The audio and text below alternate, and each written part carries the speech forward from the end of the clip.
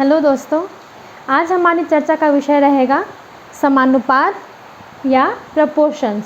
हमने अनुपात के बारे में चर्चा की थी, जो तुलना करने के लिए हम लोगों ने भाग प्रक्रिया की मदद से जो अनुपात के बहुत सारे क्वेश्चन हम लोगों ने सॉल्व किए थे। लेकिन अब यदि दो चीज़ों की हमने तुलना की, लेकिन अगर हम लोगों ने दो तरफ दो तुलनाएं की और उन तुलनाओं में भी समानता है, यदि वो समान है तो उनको कहा जाएगा समानुपात, सम अनुपात। जैसे कि अब बहुत बार ऐसा होता है, यहाँ पे एक रियल लाइफ एग्जांपल दे के आपको यहाँ पे समझाया गया है कि आप कैसे समझेंगे कि समानुपात में है या नहीं कोई संख्याएं, है ना। अनुपात जो है वो समानुपात में है या नहीं वो आपको समझ में आएगा। जैसे कि यहाँ पे एक एग्जांपल दिया हुआ है, सोफ़ी के पास 24 बेर हैं और मानू के पास 18 जामुन है। अब सोफ़ी ने मानू को 4 बेर दिए, ठीक है, लेकिन मानू ने जो जामुन थे उनके पास उसमें से सिर्फ 3 जामुन उसको दिए। तो हम लोगों ने यहाँ पे क्या देखा कि सोफ़ी के पास सोफ़ी के कुल बेर कितने थे और उन्होंने कितने बेर दिए, है ना। दिए गए बेर की संख्या कितनी थी, क्योंकि उनमें लड़ाई हो रही है। अब वो कह रहा है, सोफ़ी कह रही है कि मैंने उसको 4 बेर दिए लेकिन बदले में मुझे सिर्फ 3 जामुन मिले। तो अब देखते हैं, इनका झगड़ा सुलझाते हैं कि इन्होंने इन लोगों को समझाते हैं कि समान रूप से उसको मिला है या नहीं। चलिए देखते हैं। सोफ़ी के कुल बेर हैं 24 और उसने बेर दिए 4। तो यहाँ हम लोग सॉल्व करेंगे तो क्या मिलेगा, 6:1 के रेशियो में है ना।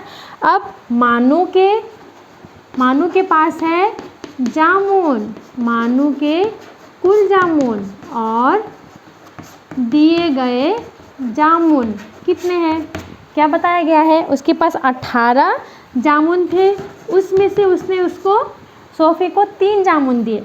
तो हम लोग इसको सॉल्व करेंगे तो क्या मिला, 6:1 के रेशियो में ही मिला।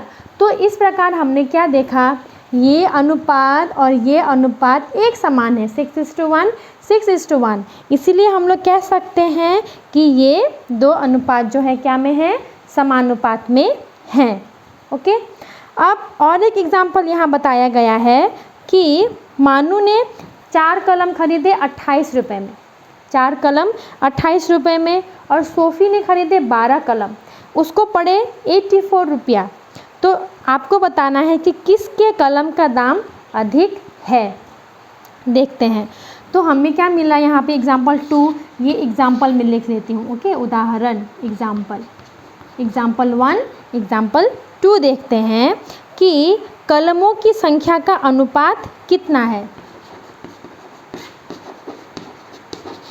मानू के कलमों की संख्या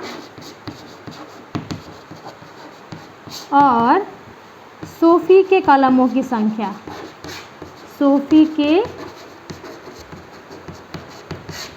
कलमों की संख्या बताई हुई है, कितनी है, 4:12। हिसाब करेंगे तो कितना आएगा, 1:3 के संख्या में है कलम, मानू के पास भी और सोफ़ी के पास भी।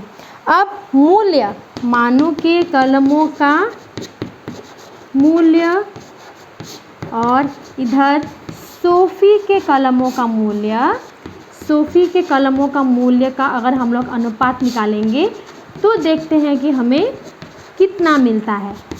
कितना बताया गया है मूल्य, 28:84। हम लोग हिसाब करके देखते हैं, 7 4 जा 28, 7 1 जा 7, 7 2 जा 14, 4 1 जा 4, 4 6 जा 12। हमें यहाँ भी क्या मिल रहा है, 1:3। इसका अर्थ दोनों ही अनुपात एक समान है, क्योंकि दोनों ही अनुपात क्या है, एक समान। तो हमें क्या पता चल रहा है कि उनके जो मूल्य हैं वो ऑलमोस्ट कलमों का मूल्य बराबर है।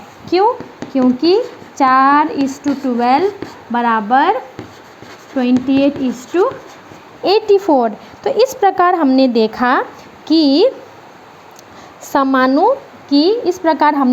ऐसे जो अनुपात जो बराबर में रहते हैं उन्हें कहते हैं समानुपाती पद। क्या कहते हैं? समानुपाती पद भी कहते हैं।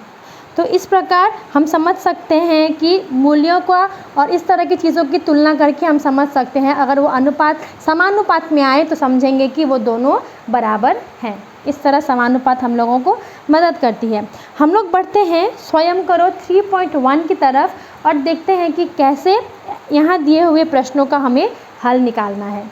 सबसे पहले ये एग्जाम्पल्स आप अच्छे से समझ लीजिएगा और एक्सरसाइज स्वयं करो 3.1 के कुछ क्वेश्चन मैं आपको करके बताती हूँ कि कैसे उन्हें आपको सॉल्व करना है। एक्सरसाइज स्वयं करो 3.1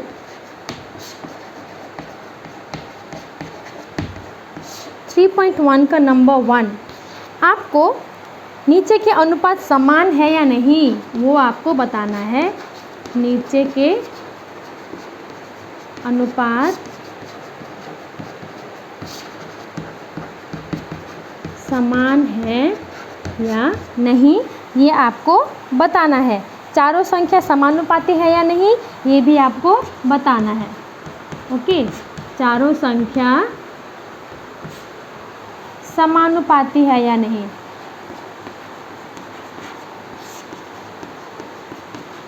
है या नहीं ये भी आपको बताना है। अब नंबर ए में क्या बताया गया है? नंबर ए में दिया हुआ है 7:2 एवं 28:8। 7:2 को तो हम लोग छोटे आकार में नहीं बदल सकते, इसको हम लोग बदल के देखेंगे तो क्या मिलेगा? 28:8 को 4 7 28, 4 2 8, ये भी हमें क्या मिला? 7:2। अतः कह सकते हैं, अतः क्या कर सकते हैं? समानुपाती है। बस इतना कहना काफ़ी होता है। और एक प्रश्न हम लोग सॉल्व करते हैं, देखते हैं। नंबर एफ थोड़ा सा अलग है, देखती हूँ मैं। 5.2 है, 6.5 है एवं 4:5 है। इन तीनों को अगर हम लोग करेंगे तो क्या होगा? मतलब ये एक रेशियो है और वो एक रेशियो। 5:2 5.2:6.5, ये दशमलव तो दोनों निकल गया। 52/65, 13 4 जा 13 5 जा, क्या मिला हमें? 4:5 ही मिला। इसलिए क्या कर सकते हैं? अतः ये क्या है? समानुपाती हैं। तो जब आपको दो रेशियोज़ एक समान मिलते हैं तो समझेंगे कि वो दोनों रेशियो समानुपाती हैं। ठीक है, तो इतना ही इसमें करना है आपको। अब क्वेश्चन नंबर 4 में खाली स्थान भरने के लिए बोला गया है आपको कहा गया है कि आपको खाली स्थान भरने हैं। ऐसे क्वेश्चंस एमसीक्यू में बहुत रहते हैं।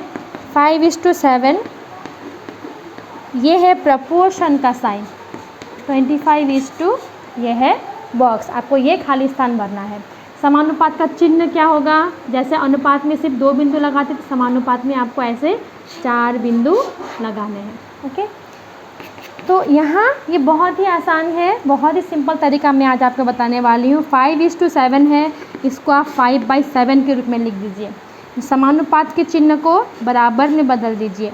25 दिया हुआ है पहला स्थान में, तो ये ऊपर होगा और नीचे कुछ नहीं तो बॉक्स।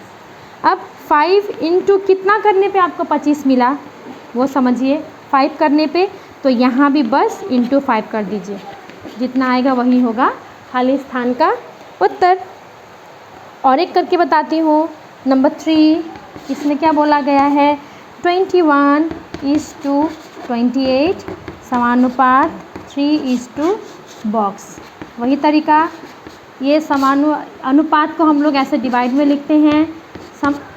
प्रपोर्शन को, समानुपात को इक्वल टू, ऊपर दिया हुआ है 3, नीचे आना है आपको कितना लाना है, कितना होगा वो आपको बताना है। यहाँ पे 21 घट के 3 हो गया, इसका मतलब पक्का यहाँ पे भाग हुआ है, डिवीजन। तो किस से भाग करने पे 21 को आपको 3 मिलेगा? 7 से। बहुत सही, क्या से? 7 से, तो 3। ऐसे यहाँ पे भी आप 7 से करेंगे और भाग ही करेंगे, क्योंकि ऊपर में भाग है, यहाँ भी भाग करना है, तो कितना मिलेगा? 4। तो ये हो जाएगा आपका उत्तर। ऐसे आप समझ के ऐसे खाली स्थानों को भरने का काम कर सकते हैं। ठीक है, तो यहाँ हमने जाना समानुपात या प्रपोर्शन का कॉन्सेप्ट। एक स्वयं करो 3.1 के कुछ प्रश्न हमने हल किए। इसमें और भी कई प्रश्न हैं, उनको आप ज़रूर प्रैक्टिस करके बताइएगा मुझे कि आप वो कर पाएँ या नहीं।